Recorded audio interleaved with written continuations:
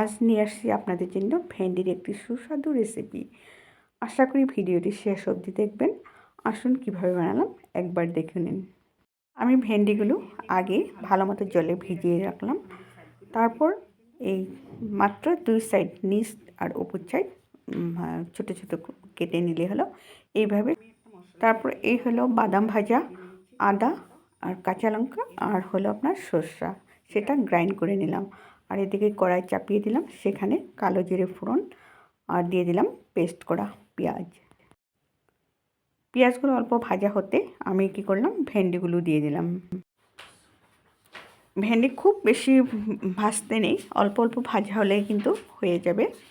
তারপর সেখানে আমি লবণ আর স্বাদ আপনাদের নিজের স্বাদ অনুযায়ী নুন দিয়ে দিলেই হলো, দিয়ে খুব ভালো মতো আবার ভেজে নিলাম।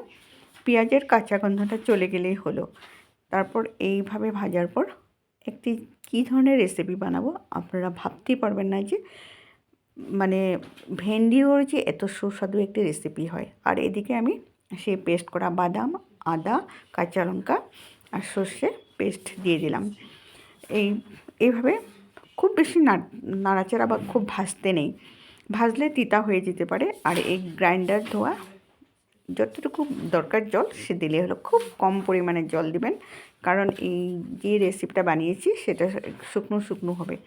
আর দিয়ে দিচ্ছি হলো শেজওয়ান সস, আপনাদের যদি বাড়িতে নেই না দিলেও হলো, কোনো কথা নেই।